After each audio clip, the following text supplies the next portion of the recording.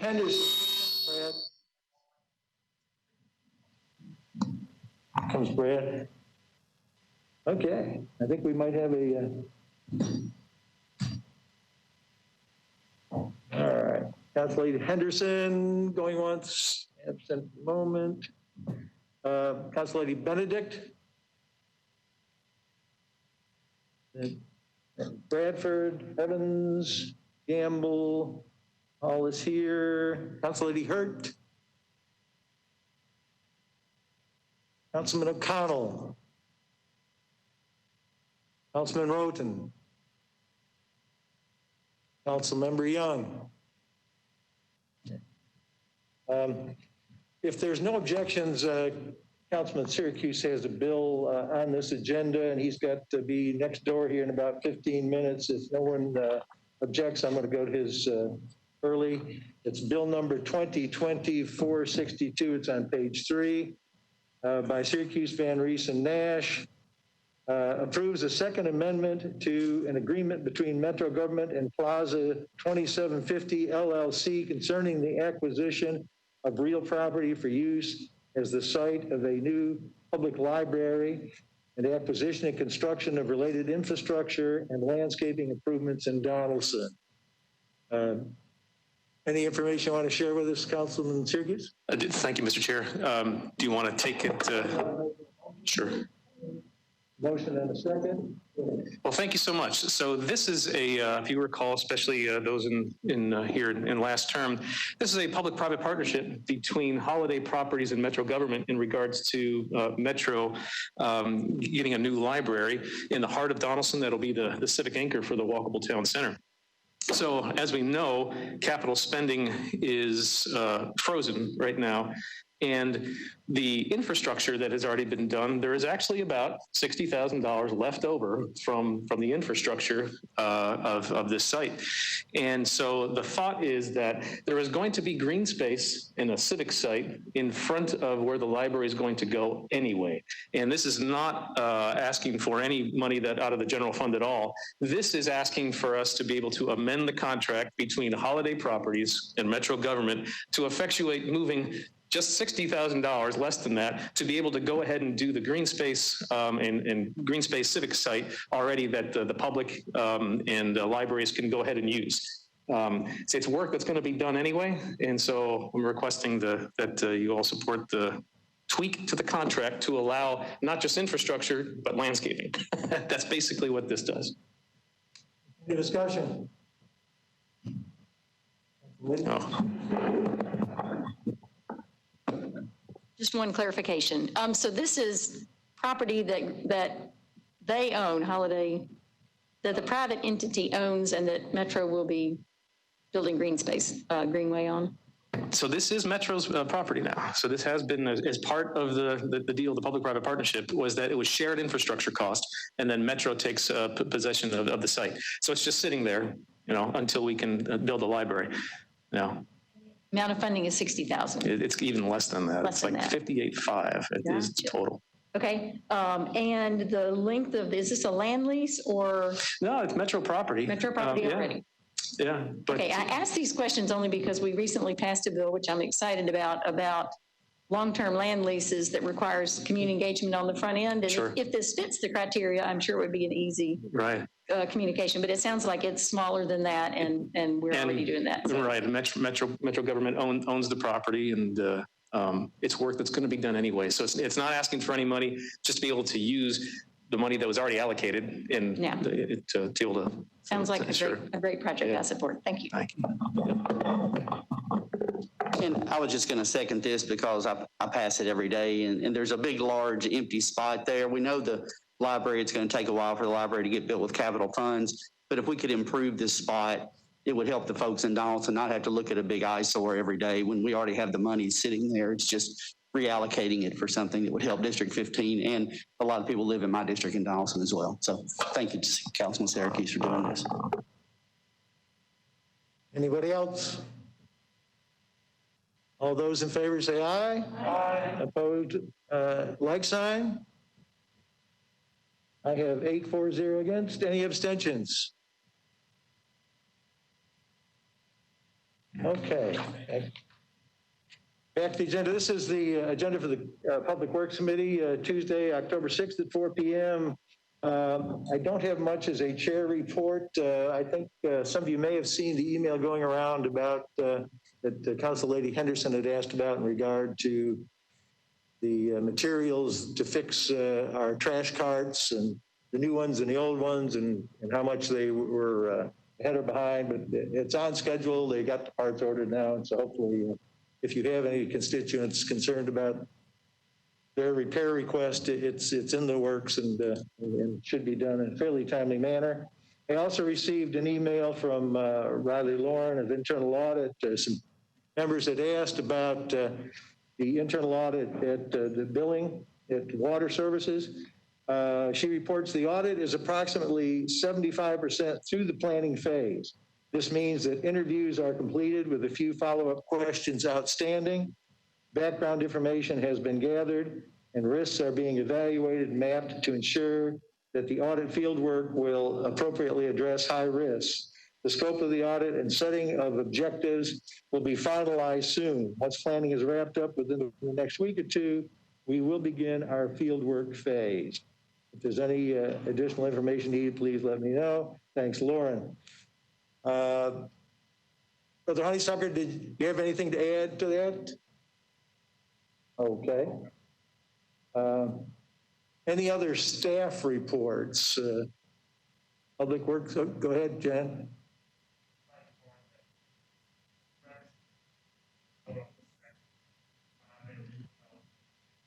Do you need John to get a microphone?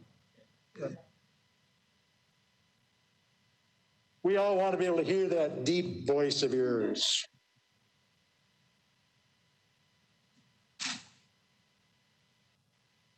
Okay, is this better? Oh, yeah. Okay, on behalf of Public Works, the 5-day reroute will take effect November the 2nd.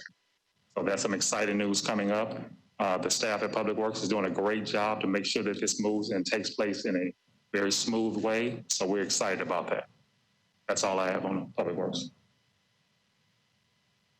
Yes, Council Lady Allen. I hate to ask this question, but I just feel like we need to have the discussion on record. Will this result in an increase in our trash collection costs?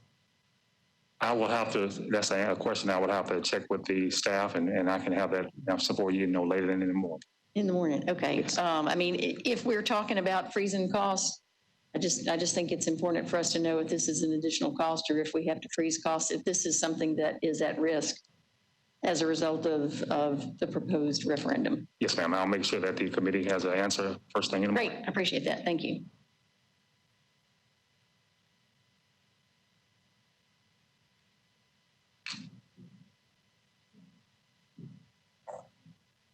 Okay. Excuse me, Chair. Sure. I was just informed there's no additional cost. Thank you. John, if I may, when you say that there's no additional costs in regard to if our budget stays the way it is, but if we see this referendum pass, I'm assuming we're going to see some deep cuts in Public Works, and that may cause issues. I'm just asking. Potentially, I'll allow Jim Snyder to come and speak on that.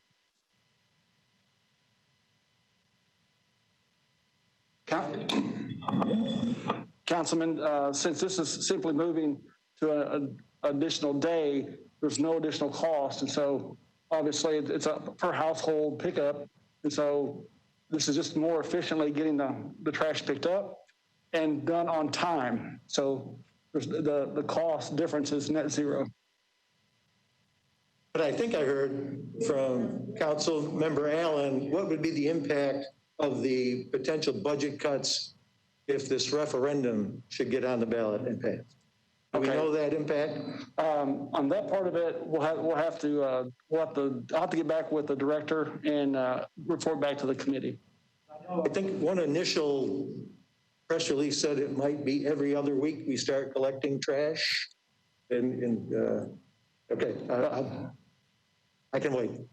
We can wait. Anything else? Okay, I do have a consent agenda. I'm going to read through the topic line only, and I'll go back and read the summaries. First on the list is first page 1, Resolution RS 2020-598, Stiles, Toombs, Murphy, Nash, and Rutherford approves an intergovernmental agreement between the Tennessee Department of Transportation and Metro Public Works for the acceptance of traffic signal improvements in the connection with the construction at the I-24 eastbound exit ramp at State Route 254, Old Hickory Boulevard. Resolution RS 2020-599 on page 2, Taylor, Murphy, and Nash. On page 3 at the bottom, Bill 2020-463, Parker, Murphy, Nash, and O'Connell. On the bottom of page 4, Bill 2020-466, Lee, Murphy, and Nash. And then all three bills on page 5, Bill 2020-467, Bradford, Murphy, and Nash. Bill 2020-468, Roberts, Murphy, and Nash. Bill 2020-469, Murphy, and Nash. Anybody see something that needs to come off the consent agenda? Councilmember Allen. Just one question. 469, BL 2020-469 was deferred in zoning, in planning and zoning. Does that mean we need to take it off or not? Oh, that is sanitary sewers, Clovercroft Road.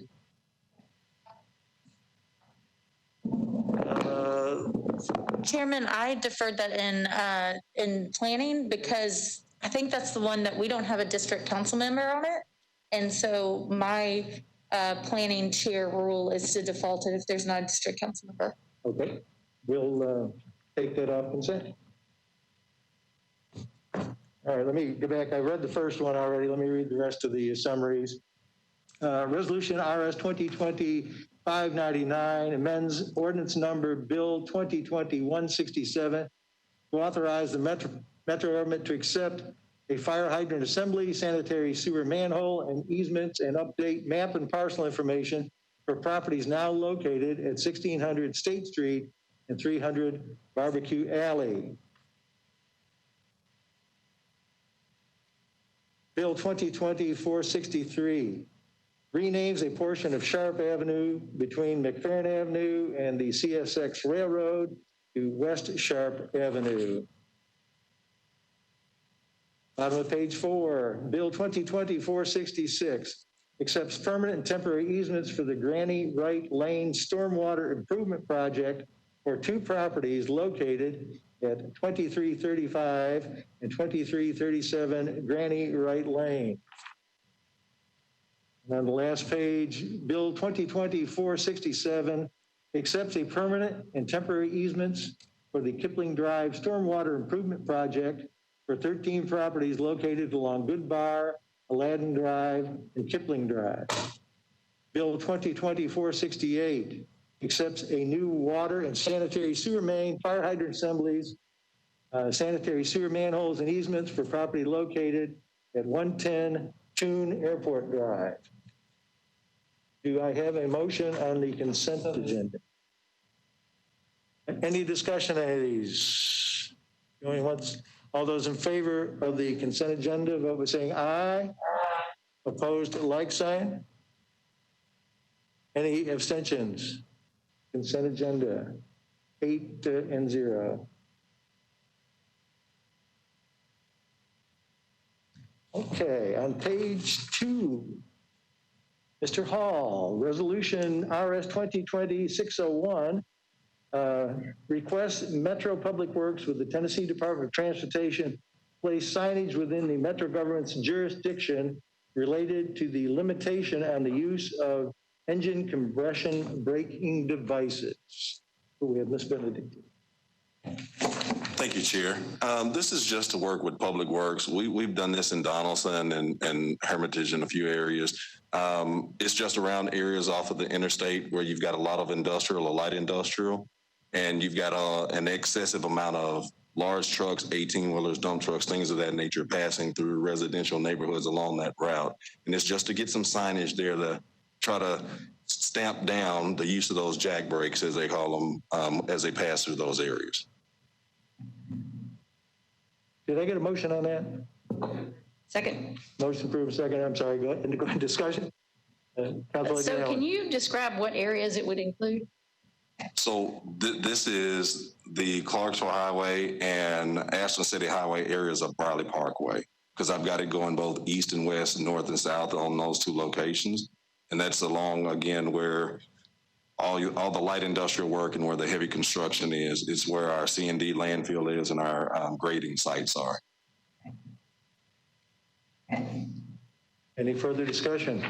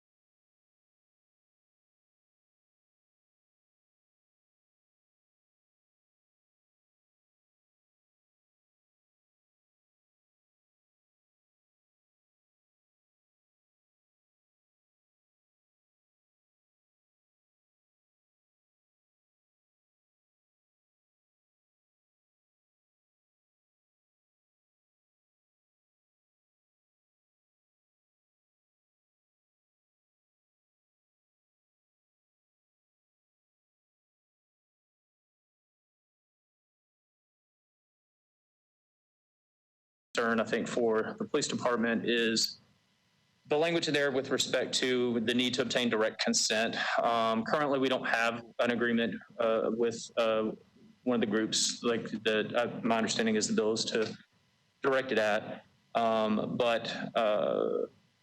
If we do enter into one of these agreements, one of the advantages of these types of systems is neighbors, when a crime has been committed, they're notified, and they can submit video to a portal where the police department can access that and see, okay, do I have footage of a suspect? My concern is with the language reading the need to obtain direct consent. I'm worried that means our detectives are going to have to spend a lot of time hunting down individual users who have already proactively agreed to move their video from their system into this portal for this very purpose. So I don't know if some clarifying language there would help, or if there's a need for it at all, because like I said, while I can't speak to every system in place, I think most of them do have a similar type of situation where they're already consenting to that use, and then you have to take some proactive steps as an end user to allow law enforcement to access those videos. So that's the piece that I wanted to speak on briefly. It's a valuable tool. We use video all the time. If we didn't have it, I can't imagine what it would do to our investigations. So, Councilmember Rosenberg?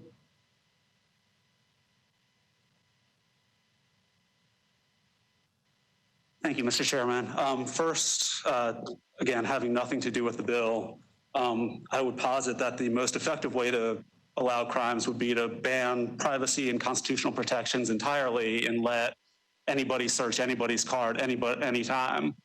I think that would make most of us uncomfortable, and we're talking about shades of gray here. There are great concerns about government being able to not just take pictures of, but electronically track the movement of its citizens around the city, particularly if you take into account the possibility that a fixed reader could be located very close to a political protest that another level of government might have interest to learn who participated there. That's a limited scenario, but there are a lot of them. Nevertheless, this bill does not address that. This bill is about Ring doorbells and is more relevant to what the captain from MNPD was addressing. Currently, there are cities who have agreements with Ring whereby local agencies are allowed to access the footage from people's Ring doorbells without the knowledge or consent of the homeowner. It's somewhere buried in the terms and condition. I guess that's that blanket allowance that was referenced. So whatever is happening in your front yard is now part of the public domain.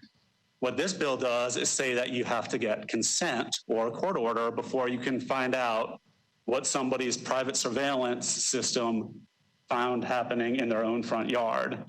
For example, as the West Precinct Commander described it to me, there are places where there are systems in which the police can go in and circle an area where something took place, and it would shoot an email to people asking for their consent to view their video footage. They don't have to hunt them down. It's just replying to an email. I don't know if there's a text system, but there are ways to contact people without having to bang on doors at, all hours of the day or when people might not be home, that would be covered under this bill. That's all that this does. As far as the LPRs go, it just clarifies, just for the sake of public knowledge and clarity and transparency, the existing ban that exists now. It does not have any material effect on that. I appreciate that there's been some bad information going around. I'm not sure where that regardless of where it originated, I hope that this clarifies that the bill is very straightforward and simply says that if you've got a Ring doorbell, Nashville's government or the state government or the federal government's not going to be able to access it unless they have a court order or your permission. Thank you, Mr. Chair. Oh, I'm sorry, one other thing is that Chairman Nash and Councilmember Rapoli have an amendment that's important to this bill. We do. But I've had a lot of phone calls, and it's not all bad information. I think there are a lot of people that really didn't even realize the state of the current law that passed 3 years ago And I think what I'd heard from Ms. Charles from the DA's office was we think we'd like maybe at least come back and revisit this whole bill. And I would wonder if you would be amenable to a deferral for a couple of meetings so that we could have a joint meeting of the Public Works Committee and the Public Safety Committee to get all the parties, ACLU, the civil rights folks, the police folks, to really better educate all of us on the complexities of this issue. Would you be amenable to? Suggest this bill doesn't really speak to the overall ban on LPRs and wouldn't be amended to get rid of that. My preference would be to move forward and have the conversation on my main goal would be to not have it deferred in committee so that even if that's the will of the body, we have the opportunity to have the conversation on the floor, because if it's amended by rule, we can't even discuss it on the floor. So I would prefer that folks on the committee, if you're so inclined, to vote in favor or not in favor of the bill, and then we can see what the conversation is on the floor. Council Member Allen. Thank you, Mr. Chair. Just for some clarification, Mr. Cooper, if we vote in this committee to defer to allow for a joint meeting of at least 4 committees to have the larger conversation that Ms. Charles suggested, if we vote to defer, does that cut off all discussion on the council floor? If the committee votes to defer one meeting, then it's an automatic one meeting deferral. If they vote to defer 2 meetings, then the council on the floor can do whatever it wants. Then we can debate. Yes. Okay, so I would support the 2-meeting deferral suggestion. I appreciate what council members Rosenberg and O'Connell are doing with regards to privacy. I think that's an important issue. I personally don't have a lot of background knowledge in how much of a problem that issue is, how many times LPRs have been used in Tennessee or in Nashville to track who showed up at a peaceful protest. I feel like I don't have enough information, even though these are simply clarifying amendments to existing legislation that's already in place. I've had enough phone calls from concerned neighbors who also don't understand the very complex nuances that this deals with. And I think we would all benefit from a larger, well-informed conversation that includes public works, public safety, traffic and parking, because I think ultimately there's some questions about how technology is going to deal with smart cities technology. And then I believe the Personnel Committee is the one that oversees the Human Relations Committee, Commission, whichever other committee does that. I would request a joint meeting of those 4 committees, clarification on what that 4th one is. So that and invite the relevant stakeholders so that I would just, you guys are experts and the rest of us are playing catch up. And if y'all would allow us the time to play catch up, I think that would be very helpful. So I second your suggestion, your motion. Good. 2-meeting deferral. Further discussion, Councilor Hurd. So could we go ahead and pass it in committee and let the discussion take place on the floor? Yes.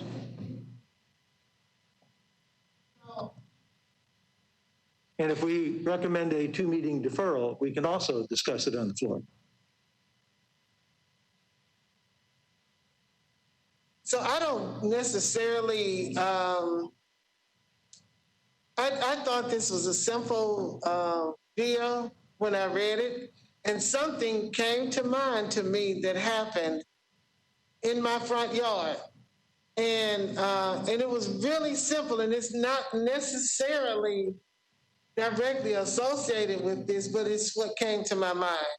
And that is, my husband and I were moving some things, and we were out in the front yard, and we had a dolly, and the air had gone out, and my husband was putting air in the tire of the dolly, and he put too much air in it, and it blew up, and it was like a boom sound, and it sounded like a gun.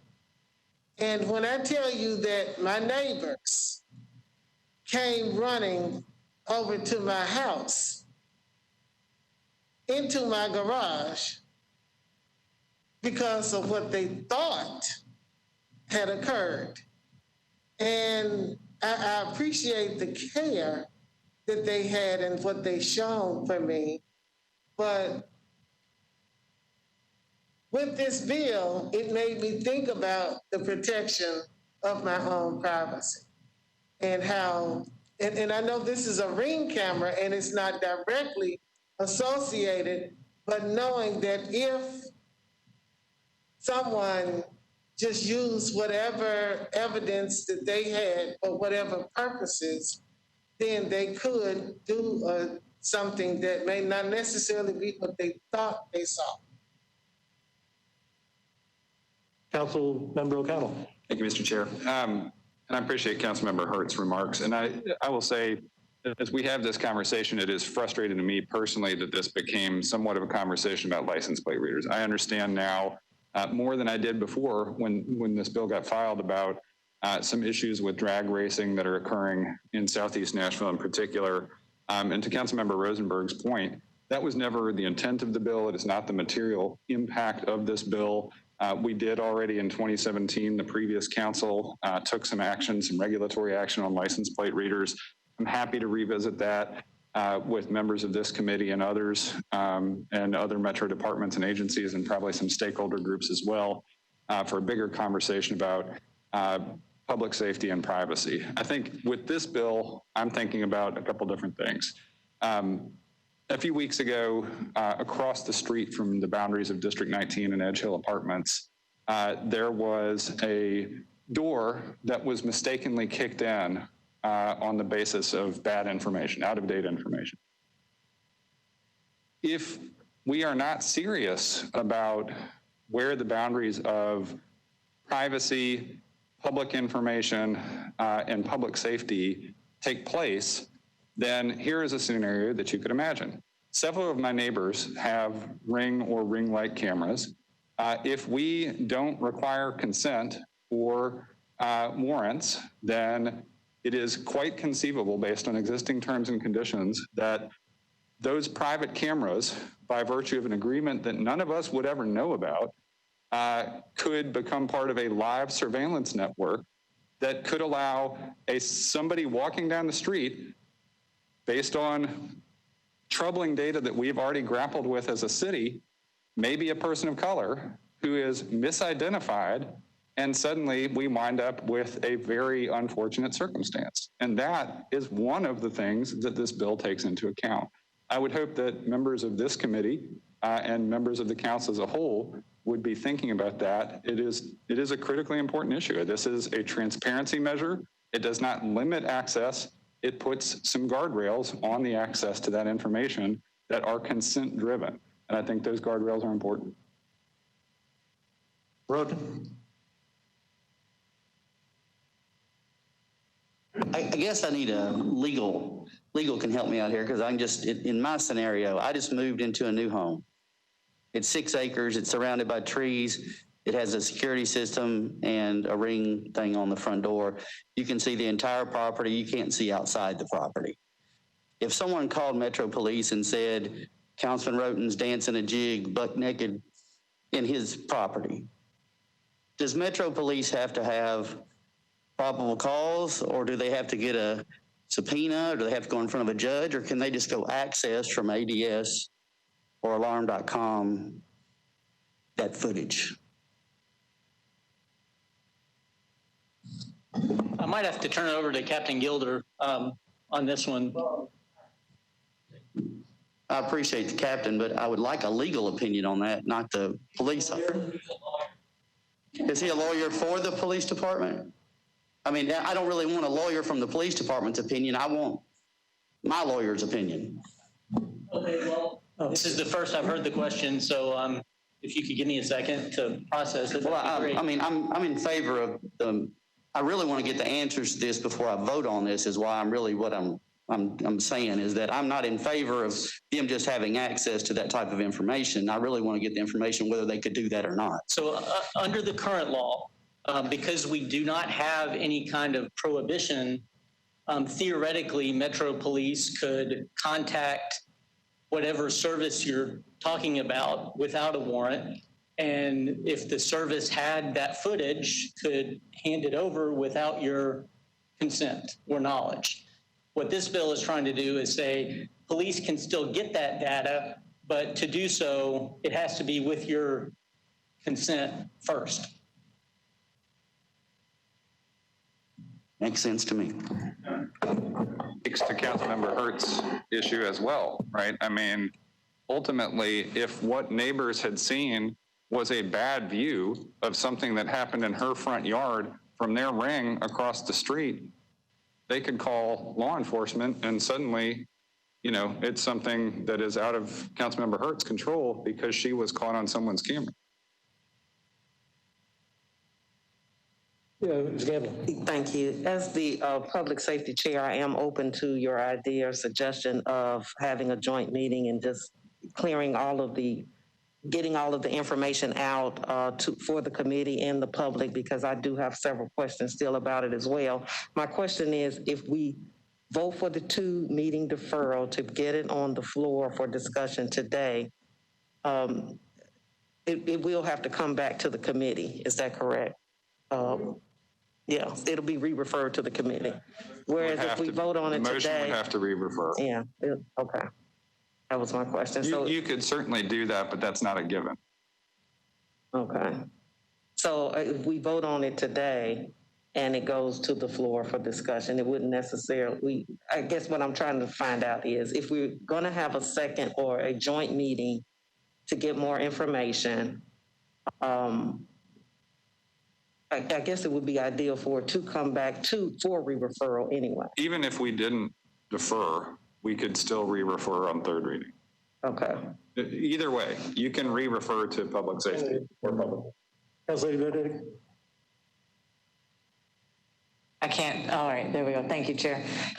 What I'm hearing from the group is where I am, which is let's not defer this 2 meetings. Let's have it out on the floor tonight. And if we need to re-refer to this committee or look for a joint meeting, then let's do that then. But I think in this committee, what we're talking about here is we're talking about an infringement on people's rights at a time that the police nationally, not necessarily in Nashville, but potentially here in Nashville, at a time that the police and the public don't have the best relationship with each other. There's a very serious issue that police have overstepped in every way of policing. Again, I'm not suggesting that that's the case in Nashville.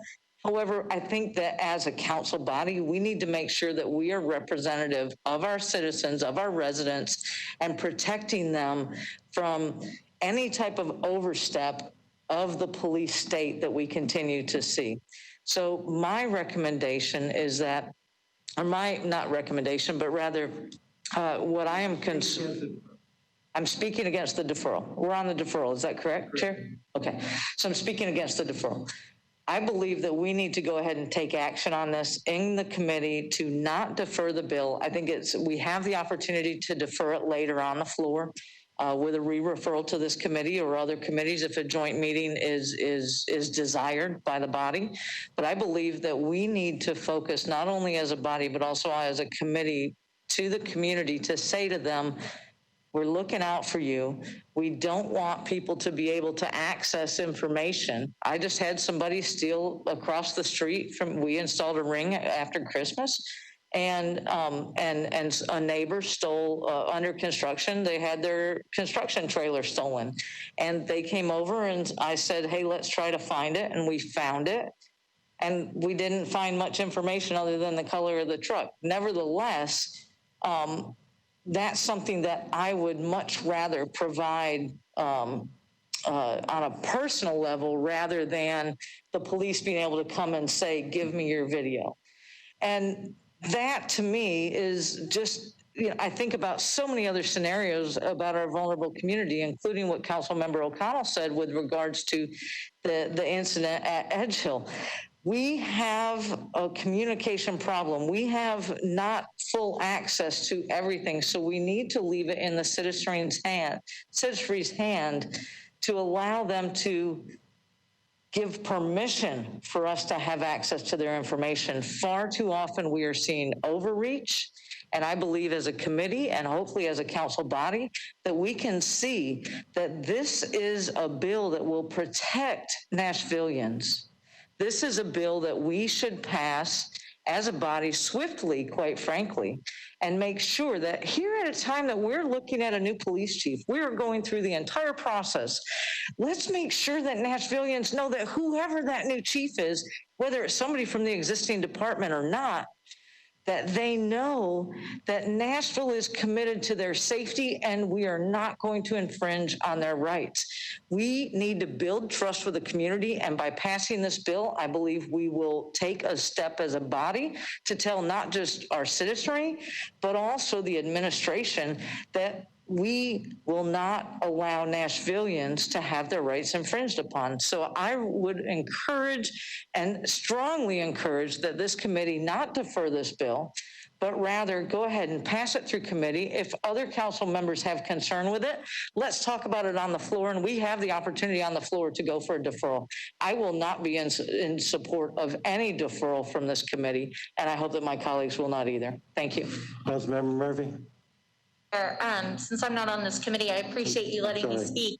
I stayed for the discussion because last term, since we passed legislation, I had one of my neighborhood associations want to put up cameras. Actually, I had two different neighborhood associations want to put up cameras either in the right-of-way or erect poles and put cameras on them to help their police, to help our West Police Precinct, because of how many car issues we had, a car stolen.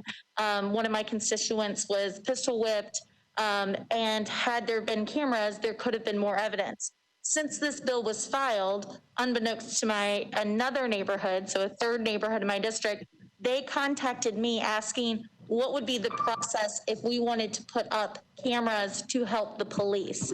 So I understand that we have different views. We want to make sure that we are balancing civil liberty with public safety. But my concern is that I sent the legal analysis of this bill to my neighborhood leaders. And I said, how do you feel about this? Since so many of you have contacted me wanting to put up additional cameras or wanting to know how you can help the police with your Ring cameras that you have now. And what came back to me was a whole lot more questions and confusion. And my concern is that I really appreciate the concept of having a joint committee with other committees. Being the past chair of personnel that covers public information, I think that's an excellent thing to do.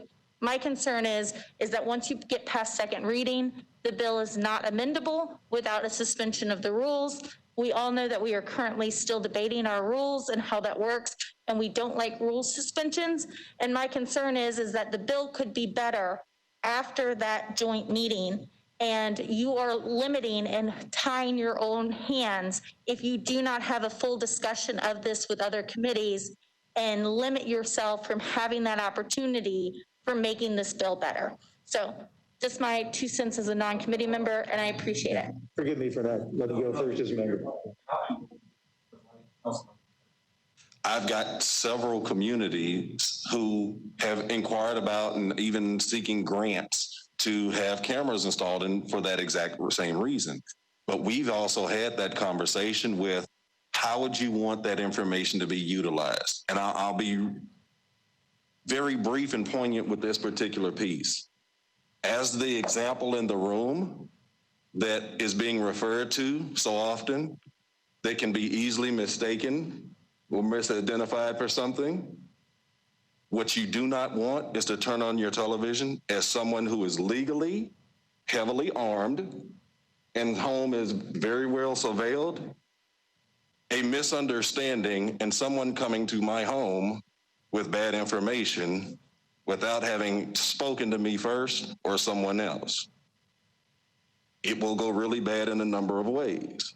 And I can see both sides of this. And so as my community has discussed it, who's wholly boomers and are fearful of some of the things that have been taking place and the increase in crime we've had, especially in some very specific areas, they are as afraid of the information being misutilized as they are of the crime that they want the cameras for.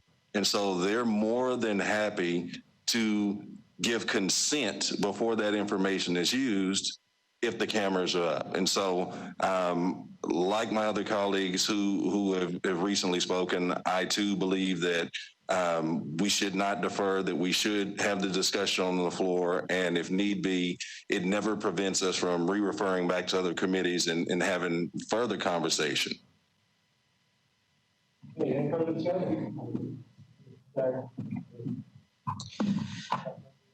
Thank you, Vice Chair. So I'm speaking right now in support of the deferral. As far as the bill goes, I had some questions, but they've been answered to my satisfaction. However, I've heard others on this committee address that they have questions, they have concerns, and we as a body should not be voting stuff out of committee just to vote it out of committee. Part of our job in this committee is to flush out some of these questions, some of these concerns, and get those answers so that when we do pass stuff out and it does go to the floor, that we can back up our decision and limit the time it takes for us to pass and to ensure that what we're voting on the floor, all questions have been answered, all concerns have been taken care of, and that the public who elected us to do this job has the faith in us that we are doing what we said we would do. So I'd ask my colleagues to go ahead and vote in favor of this deferral so that we can get these questions answered and these concerns taken care of so that we can be confident of the decision we make to vote this out next time around. Thank you.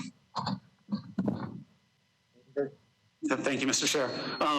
Civil liberties are a complex issue. The balance between privacy and security is very complex. This bill is not. This bill does one thing and says that in the case of your own surveillance, that you should have the right to decide whether or not that gets handed over to a government agency. There's no scenario under which, even after, if we have a joint committee, whether this comes back on third, all that sort of thing, this bill is not going to be amended to allow license plate readers in any way, shape, or fashion. That's going to need to be a separate a separate piece of legislation regardless. And I'm sure that there's going to be somebody interested in bringing that. So I don't see the conversation around LPRs as a reason to hold up a piece of legislation that's adjacent to, but not the same as the one that is really giving, folks the desire to have further conversation. I think that everybody's, had the opportunity to share their perspective on it, and whatever y'all decide to do, I respect. But I hope that we can move forward with the Ring bill and then handle LPR separately. So thank you all for the opportunity.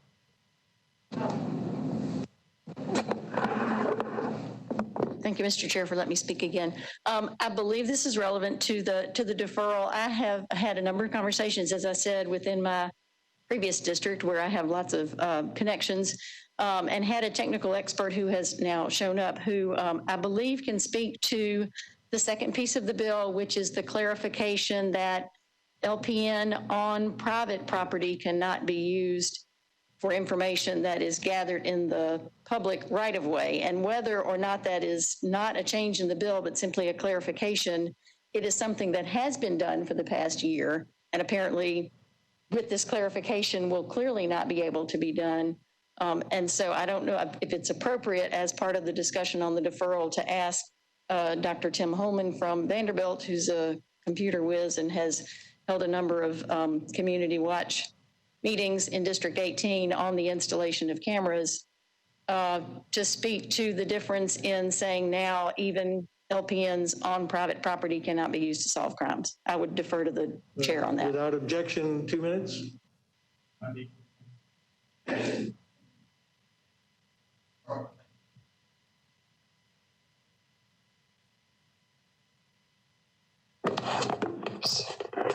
First of all, thank you very much for allowing me to speak. I have had many years of experience in terms of not only the development of microelectronics, lectures on security cameras, but also the ethics of basically advancing technology and how it affects privacy and ethics.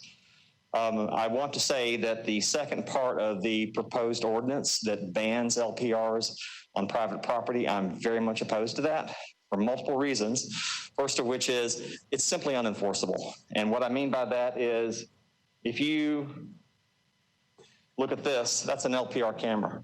Looks exactly like the cameras you buy at Costco. It is the same camera. The only difference is it's the software you run on it.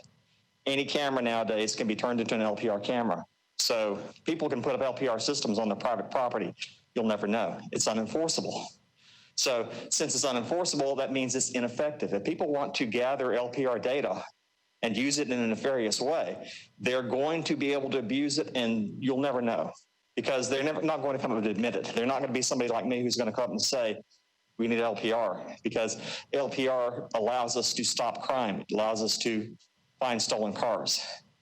In my mind, I think the way to go forward with LPR, since we cannot stop it, since the technology's gone beyond the intent of the regulation here that's under discussion, that instead we need to approach this from the viewpoint of providing oversight. There's no reason why Nashville can't do the same kinds of things that many other cities here in Tennessee have done, including Memphis, Knoxville, Chattanooga, Mount Juliet, Hendersonville, and all the others who are currently using LPR technology to fight crime. We can do the same thing here. We need more technology to help the police find stolen vehicles because a lot of stolen vehicles in turn lead to more crime. Those stolen vehicles combined with stolen weapons have created a surge of crime that literally is overwhelming the police department. I want to see a safer Nashville. Thank you. He's done. I understand, unfortunately, the bill amends this ordinance that does speak to the use of LPRs, and it has been brought into the conversation. Any other speech on the deferral motion? Seeing none, all those in favor of the deferral motion, raise your hand, please. 1, 2, 3, 4, 5, 6 in favor. Those against? 1, 2, 3, 4. 4 against. Any abstentions? 0 abstentions. Okay. So then we get to the proposed amendment. That we would re-refer to this committee, I think. And re-refer to committee, yes.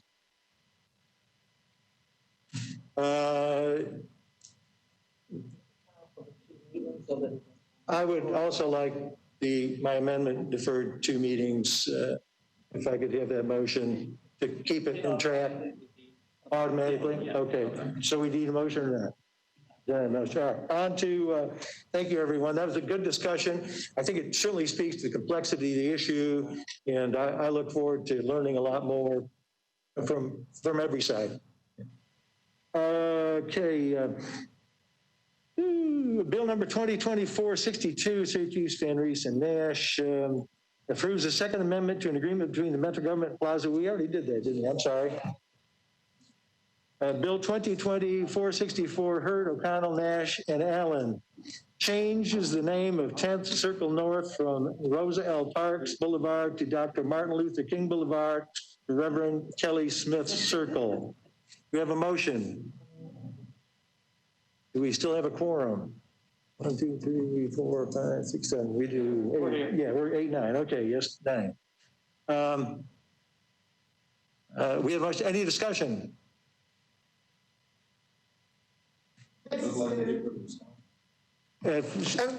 You know, we can discuss it if necessary, but considering that we spent quite a bit of time on the last resolution, I can defer. I think you spoke on it at first reading. And, I did say a little something, but he's a well-renowned civil rights leader. Many people know who he is, and most of the street there, basically 2 buildings, the church and 1 other office building that's on this space. And it's a short block, and I think it'll be a wonderful recognition. Well deserved. Anybody else? Dr. Smith. Thank you. All right, all those in favor, vote by saying aye. And those again, so 9-0, 9-4-0 again. Approved. Bill 2020-465, Taylor Murphy National O'Connell, abandons an unimproved, unnumbered alley right-of-way and easement from the 14th Avenue North to alley number 540.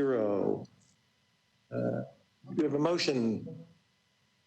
Any discussion? Do our public works reps have any input on this one? It's a abandoned and unimproved alley right-of-way, 14th Avenue North. No problems, okay. All those in favor, vote by saying aye. Opposed, like sign. Any abstentions? 9-4-0 against. And last being on item on the bill, bill number 2020-469 accepts a public sanitary sewer main, sewer manholes and easements for 3 properties located at Clovercroft Road in Williamson County, also known as Twin Valley Farms. And defer one meeting. We have a motion to defer one meeting. Any discussion on the motion to defer? All those in favor say aye. Opposed, like sign. Thank you, everybody. Great meeting. Sorry it ran so long, but that's a big issue. Meeting 9-0, defer one meeting.